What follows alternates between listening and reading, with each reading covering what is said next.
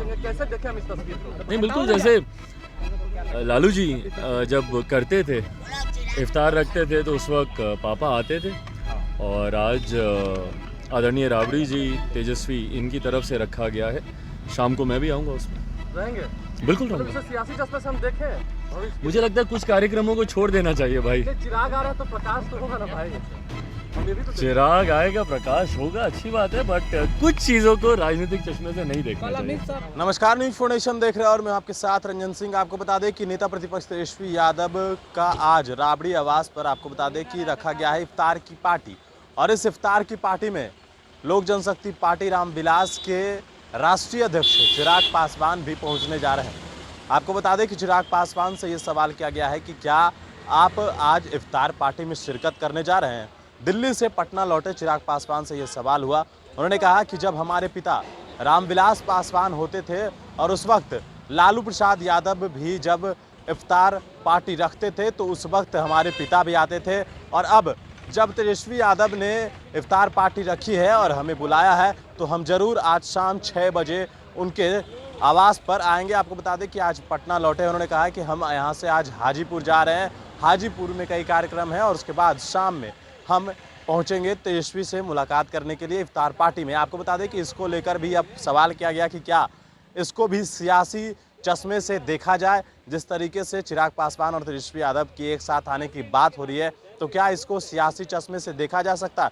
उन्होंने कहा कि कुछ बातों को राजनीतिक नहीं ही देखना चाहिए, राजनीतिक चश्मे से नहीं देखना चाहिए। ये बात खुद चिराग पासवान कर रहे हैं, लेकिन आज शाम में तेजस्वी और चिराग मुलाकात करने जा रहे हैं। क्या कुछ कहा चिराग पासवान ने, सुनवाते हैं उस बयान। एक बार फिर से एनआरसी सीए की बात होने लगी है, गिरिराज सिंह ने भी चर्चा की है, कैसे देखते हैं इसे?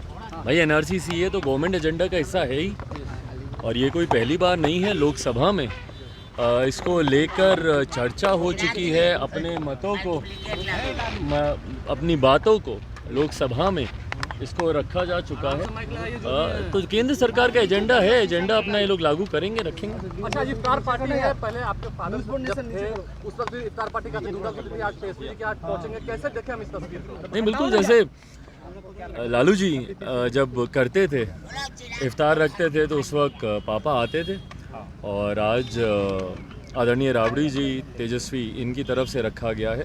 शाम को मैं भी आऊँगा उसमें। रहेंगे? बिल्कुल मतलब रहूँगा। इसे सियासी चश्मे से हम देखें? मुझे लगता है कुछ कार्यक्रमों को छोड़ देना चाहिए भाई। चिराग आ रहा है तो प्रकाश तो होगा ना भाई, हम ये भी तो चिराग आएगा, प्रकाश होगा, अच्छी बात है, बट कुछ चीज़ों को राजनीतिक चश्मे से नहीं देखना चाहिए। आ रहे, पटना आ रहे हैं, कैसे बिहार आ रहे हैं? हाँ, स्वागत है उनका, आए। और जिस कार्यक्रम में वो जा रहे हैं, मैंने अभी कुछ दिन पहले एक पत्र भी उस विषय से जुड़ा हुआ उनके समक्ष, उनके संज्ञान में मैंने दिया था कि जिस तरीके से वीर कुंवर सिंह जी के परपौत्र की हत्या की गई है, और उनकी माँ, उनकी जो पौत्र वधू हैं वीर कुंवर सिंह जी की, उन्होंने अपने आक्रोश को जिस बुलंदी से उन्होंने सरकार के समक्ष रखा है, उनका इल्ज़ाम है कि भैया शासन प्रशासन की वजह से ही उनके पुत्र की हत्या हुई, शासन प्रशासन के लोग उस हत्या में जिम्मेदार हैं। जिस तरीके से किले की रखवाली के नाम पर करोड़ों रुपए का गबन होता है, उस किले में जिस तरीके से अवैध असामाजिक तत्वों द्वारा वहाँ पर अवैध धंधे किए जाते हैं, इन तमाम बातों को लेकर वो आक्रोशित थी। मैं खुद उनसे मिला था, गया था मैं वहाँ पर, उनसे मैंने मुलाकात की थी, और आने के बाद उसी वक्त मैंने मुख्यमंत्री नीतीश कुमार जी को, क्योंकि परिवार चाहता है कि सीबीआई जांच हो, तो मैंने मुख्यमंत्री नीतीश कुमार जी को पत्र लिखा था कि इसकी सीबीआई जांच की सिफारिश राज्य सरकार करे, और साथ ही में मैंने हमारे केंद्रीय गृह मंत्री आदरणीय अमित शाह जी को भी मैंने पत्र लिखा था कि इसमें केंद्र सरकार को इस विषय पे हस्तक्षेप करना चाहिए। कल जब वो आ रहे हैं, मैं चाहूँगा कि इस पत्र को भी मैंने लिखा है, और जिस तरीके से उनकी पौत्र वधू, उन्होंने प्रमुखता से इसको लेकर, इस घटना को लेकर कई सवाल खड़े किए हैं, मैं चाहूँगा कि कल हमारे केंद्रीय गृह मंत्री वो आ रहे हैं, इसमें हस्तक्षेप करें और सुनिश्चित करें कि भैया कम से कम पीड़ित परिवार को न्याय मिले। अंतिम सवाल आपके, हत्या की साजिश थी मेरी। केंद्रीय मंत्री हैं वो, बड़े काम होने चाहिए उनके पास करने के लिए। एक लड़का जिसको वो अपना भतीजा नहीं मानने को तैयार हैं, एक लड़का जिसको उन्होंने घर परिवार से निकाल दिया है, फिर उनकी हर प्रेस कॉन्फ्रेंस केंद्रित होती है चिराग पासवान के ऊपर। भाई करें अपना काम, चिराग पासवान के पास अपने बहुत काम है करने के लिए। आज मैं क्या कर रहा हूँ, आज मैं जा रहा हूँ ना वापस हाजीपुर, कई निमंत्रण हैं, कई आयोजन हैं वहाँ पर। आज यहाँ पे बाबा जौहरमल की जयंती का एक और समारोह है, वहाँ पे जाऊँगा, इफ्तार के कार्यक्रम है। मैं यहाँ पर भाई पिछले 8-10 महीनों से आप लोग देख रहे हैं दिन रात अपने काम पे लगा हुआ हूँ।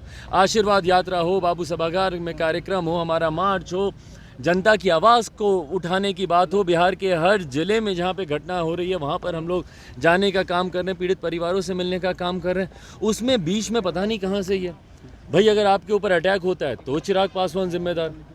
कल को अगर आपके घर में अगर कुछ दूध फट जाएगा तब आप बोलेंगे भैया चिराग पासवान आके इसमें नींबू डाल दिया। क्या बात है भाई, अगर आपको लगता है मैं दोषी हूँ, मैंने तो लिख के दिया है ना, इसीलिए मैंने कहा क्योंकि मेरे ऊपर एक गंभीर आरोप लगाए गए हैं।